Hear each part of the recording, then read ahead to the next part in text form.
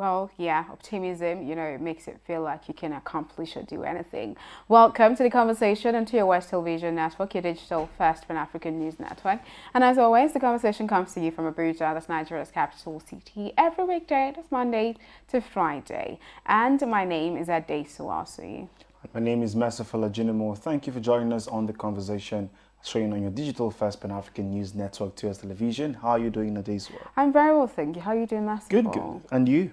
Very, very, very well. All right, so we move straight into stories and happenings from across Africa. That's the Development Across Africa segment of the conversation. And this one is beginning with Kenya. A Kenyan High Court Judge Eric Ogola on Monday, that's yesterday, at a hearing in the coastal city of Mombasa, found 4 Kenyan policemen guilty of manslaughter in the death of the son of a British aristocrat. That's a sad one. And moving on to Egypt, on Sunday, Egypt announced it had set up new vaccination centers at its capital city, Cairo metro stations. I think, COVID-19 and COVID vaccination is at the forefront of, every country's mind right now. Moving away from that to Libya, Mohamed Garouda, Libya's military prosecutor, called on the electoral body to halt processing the paperwork for the presidential candidacy of Saif al-Islam Gaddafi, son of the country's former ruler, Muammar Gaddafi. Saif al-Islam has submitted his name yesterday, to be a candidate to run for Libya's first ever presidential election. And then there's a whole lot of controversy surrounding that. And I think that's why this Mohamed Garouda is saying they should halt all of that process. That's it for Development Across Africa here on the conversation. But before we proceed, I did speak about COVID-19 vaccination earlier. So COVID-19 update from across Africa. And after that, we're going straight into the big story.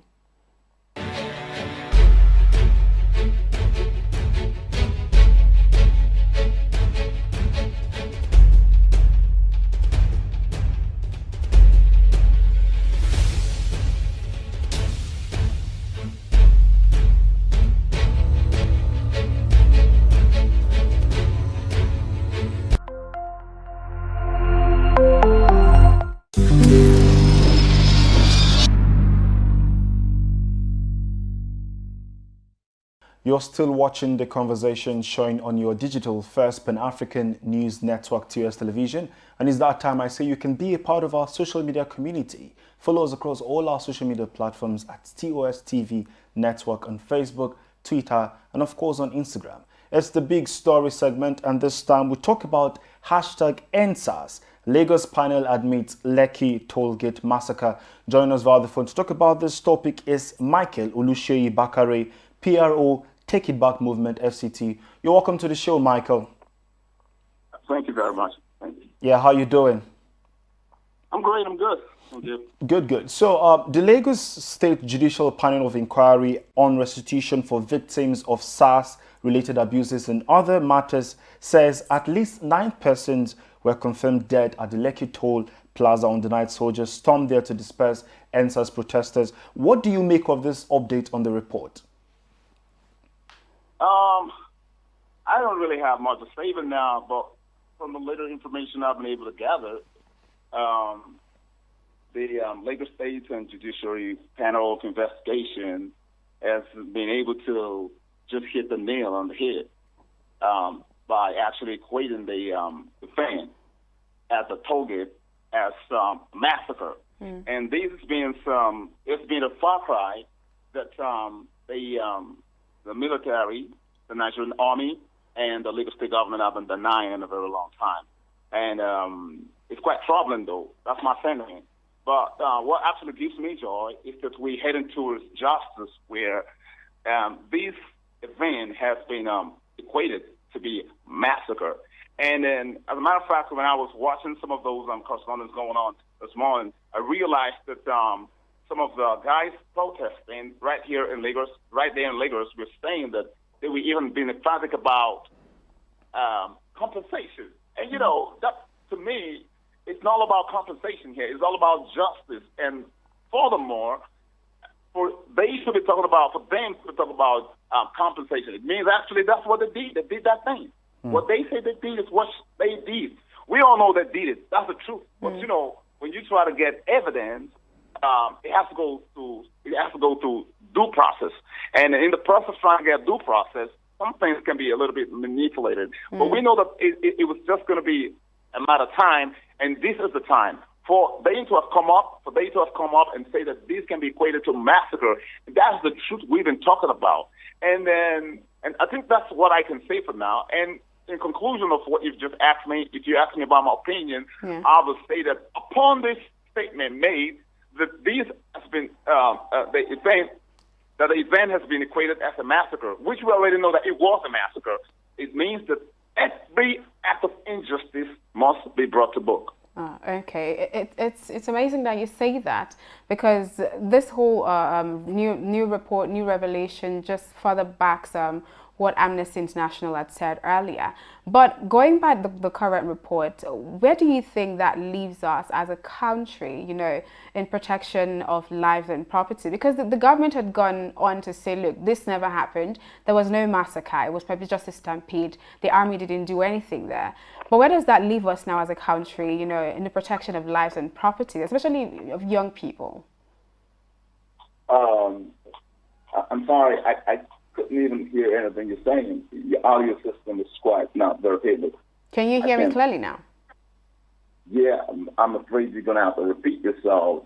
Yeah, that's fine. But you can hear me clearly, is it? Please go ahead. Okay, so I was saying, where does this leave us, this new report? Because the government had gone on and on about, you know, saying this didn't happen, the army didn't shoot anybody at the toll gate, there was no massacre, but this new report has debunked that. Where does that leave us as a country, leaves Nigeria in the protection of lives and properties of its citizens? I'm sorry, I can't hear what you're saying. Wow. I was trying to break everything you're saying. So when you made your point, you said justice is what we need at this time. So we do know that there's some sort of, you know, fine money settlement going on right now as we speak. But what is justice according to you as a young Nigerian at this time? Well, I cannot hear. Well, but I think the last thing you said, if I get you right, you're asking what is justice to me. Yeah. Yes. What does justice mean to you at this time, seeing that we've gotten a new revelation of what really happened at the Lekki Tollgate? Okay, if I'm getting you right, what is justice to me based on what happened at the Lekki Tollgate? Is that what you're saying? Yes. Oh, wow, there's some miracles. All right, justice to me is not all about just compensated people. You have murdered people's children. You have murdered Nigerians. You've murdered, harmless people, people who did not resist arrest, people who are not taking out any weapon, people who are exercising their fundamental and constitutional right, and then for no reason you kill them in the cold blood. What happened to people who kill people in cold blood? That is what I call justice.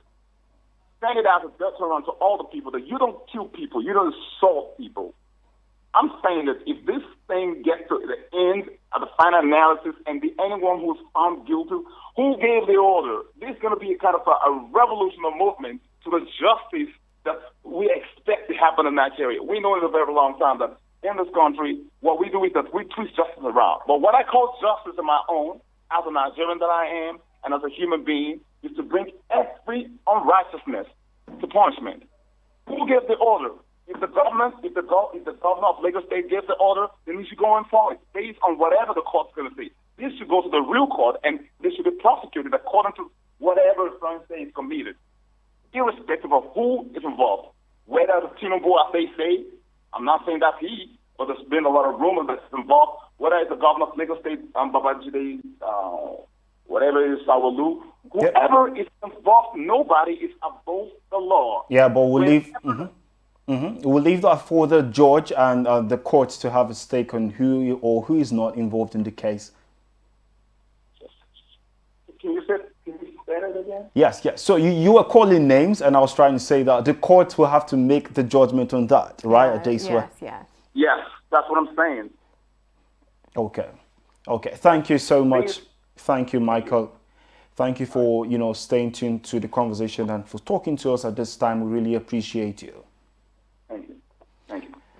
And thank you, viewers, for staying tuned to the conversation showing on your digital first Pan-African news network, TOS Television. As always, I would say be a part of our social media community. Follow us across all our social media platforms at TOS TV Network on Facebook, Twitter, and Instagram. My name is Merciful Ajinomo. And I am Ade Sawasi. Thank you so much for joining us on the show. Please remember to stay safe and join us again tomorrow.